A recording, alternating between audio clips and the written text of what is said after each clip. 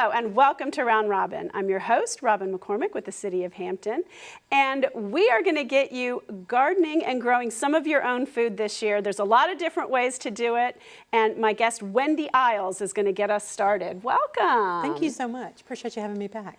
You know, this idea of community gardens has really taken off. Like, it has grown in Hampton. This is going to be our third year? It's third year and third garden as well. Wow.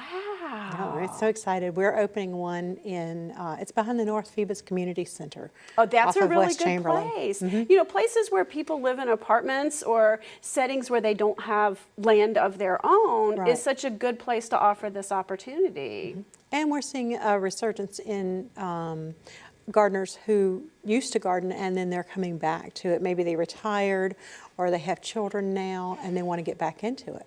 It can be hard if you're working a full-time job. Like, I know. I always try to not do too much and do it well. So even if I'm only going a few things, to not fail is big. And if you try to bite off more than you can handle, you set yourself up for failure. So get good at a few things and then grow it is kind of my philosophy. That's right. And we're seeing some changes as well with gardeners who want to be consistent about it and they want to mentor new gardeners, which I really love. I got that So too. we have a core group at like the Buckrow Garden on Buckrow Avenue. That was your first one, right? That was the very first one. And they are just, they're excited about new people coming in. Something wonderful. We have 20 returning gardeners that, and 14 of them, I think, never stopped gardening over the winter. I need to do that. It was know, my it's awesome. goal to plant a second crop of greens because for me that works. I can grow kale. It was great. It lasted, you know, up until it got super, super hot and bolted. But, you know, to have that continuous where you can go out and just pick something or have your super healthy juicer smoothie in the morning, you know, it just works really well. I know there's so many new varieties on the market as well. I have 3 kinds of kale growing at my house right now. Do you? I know I need to share them because I planted way too much. Yes. All right. Slip me a few plants. That would be awesome. Okay. But it's fun and it's exciting, and to be able to, you know, whenever I talk to school groups or to different organizations and to say, you know, show them different plants that they can grow, and it just expands people's horizons, not just in the garden, but outside the garden as well. And we've got some gardeners now, you know, going on the 3rd year that are good friends and they actually socialize, and that was one of my primary goals. Well, you know, it makes sense. You have people who share a common interest, you know, quilters or scrapbookers or basketball players, you know, that meet every Sunday. You do develop a sense of community. And with gardening, there's so much sharing. Like you talk about, people who start from seed invariably have more plants than they can possibly deal with. And so there's a lot of sharing and trading and trying of new things and all that. And speaking of sharing, we're having a seed swap, which will be at the Marion Center next to St. Joseph's Church on February 18th at 9 a.m., 9 to 11. I have to be specific because we had people show up at 11 o'clock and say, there's no seeds. Come early to get what you want. But it's really neat. I've got a lot of people already signing up for it. And I don't know if you've been to a seed swap before. The concept is simple. You know, just like you said, you start too many plants. So if you've, like I did, bought 10 kinds of tomatoes, you know, you plant a few of each, and then I have excess seeds. So I'll take those and share them. And they don't really keep as well. If you save them from year to year, they're going to lose their potency. They're not going to sprout as well. You have a decreased germination rate. And we That's also... the scientific term for not going to sprout as well. True. And we have some new classes coming this year. Our VCE agent is going to be teaching a couple of them. Okay, we don't use acronyms. We don't know what I'm so sorry. Virginia Cooperative Extension, who's in charge of the Master Gardeners. And I have some of the Hampton Master Gardeners teaching classes as well. So we have a lot of new stuff coming out this year, which is exciting. We have a mushroom class in the summer. Oh, interesting. Yeah, learn how to grow your own mushrooms. And just more cool things. So, you know, of course, as I always say, people can go to hampton.gov/community gardens to get a lot more info, to sign up, you know, to read about what's happening with us. And well, we've had the health department on here a lot, and every single time they come, there's a couple topics where they haven't touched it, but basically they are reminding us that eating more vegetables is one of the keys to every kind of, helping to prevent every kind of disease, losing weight. I mean, it's just really the core of what Americans need and tend not to do very well. and it tastes better. Yes, if you grow it yourself, it's more convenient, you're invested in it, and it does taste better. It's so fresh. And you're right, the convenience factor alone should get some folks, because you can go just a mile from your house. We have a couple of folks now that ride their bicycles down to the gardens. See, that's exercise to your exercise. I have found it hard to exercise for the sake of exercising, because that's a time commitment. But if you're doing something productive, you make the time for it. Absolutely. Do what you love. Wendy, I don't know that we said specifically, but where are the gardens now? You've mentioned Buckrow. There's one at the corner of Hope and Howard. In downtown Phoebus, basically. Downtown Phoebus, right next to the fire station, easy to find. And then the new one? Is on West Chamberlain, behind the North Phoebus Community Center. Okay. And that one is really unique. Our other two are just allotment plots. And we took the 4 existing 10 by 20, or I think bigger beds, and we're going to keep those as community beds. And so we'll be able to plant some perennials in there. And then we'll also have 20 allotment plots as well. And again, I have Boy Scouts helping with benches and handicapped accessible beds. And so it's coming together so beautifully. And this one is also unique because we'll have rain barrels in there.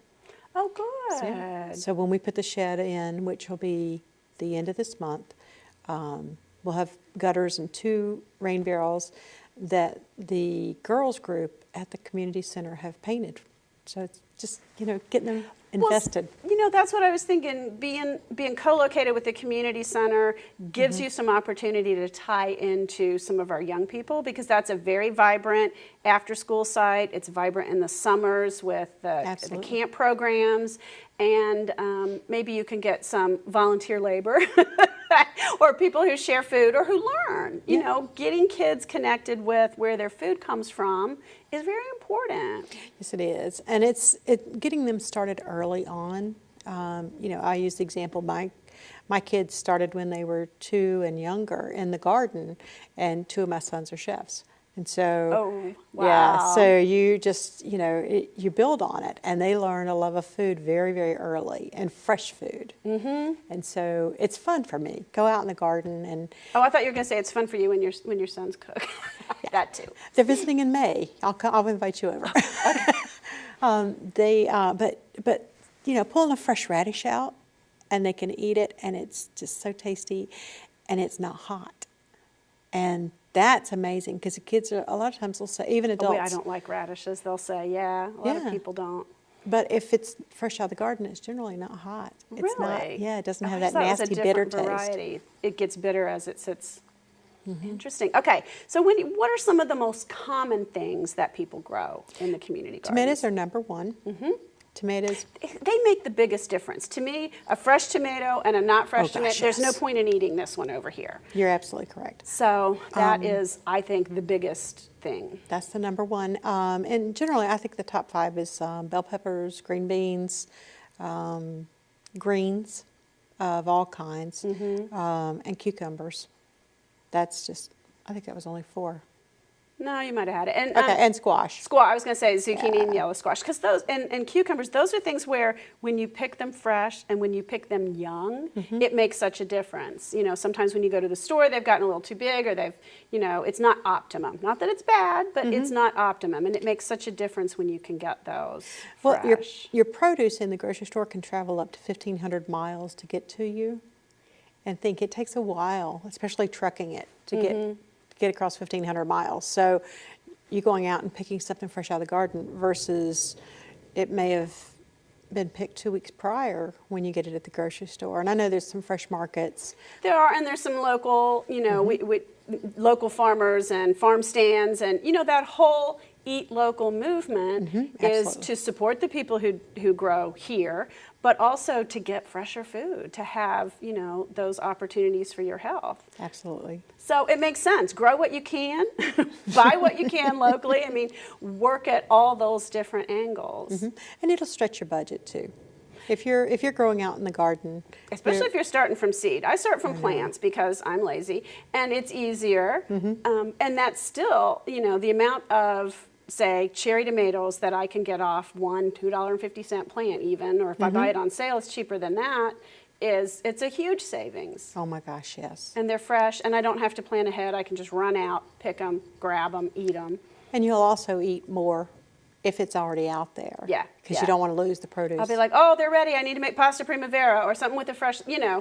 And so it encourages me to eat much healthier. Encourages me to drink my vegetables for breakfast. So that's a good thing. I can't quite get there. You don't taste it. If you put some fresh berries in and some other stuff, you don't taste the kale. I think I just like the crunch. Adds, yeah. Well, Oh no, I love kale. I just don't want I want the crunch of my you veggies. want to enjoy it, right? Yeah. Is there anything else you want to add before, like how to sign up, or do you have a Sure. deadline, or is it a whole rolling thing now? It's a rolling thing. We are gardening year-round at all three. And let's see, they can sign up at hampton.gov/community gardens. And then we do an orientation class and an OSHA class, which is just a safety class. And let's see.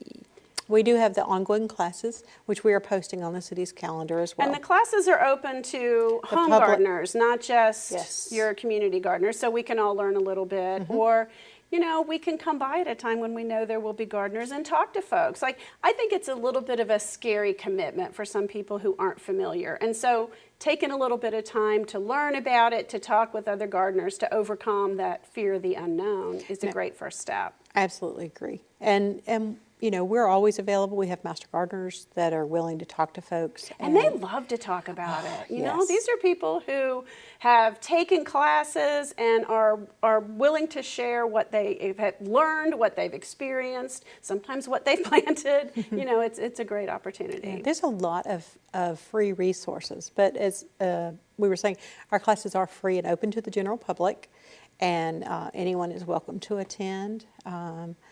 It's just there's so much available right now for our residents to come out and learn more. Okay. It's exciting. All right. Well, thank you, Wendy, and good luck this spring. Appreciate that. And thank you for watching. I hope you will try a little gardening, whether it's in a community plot, whether it's in your backyard, whether it's in a container on your porch. We can find something that will give us healthier, fresher food and bring that on into our kitchens. Thank you for watching.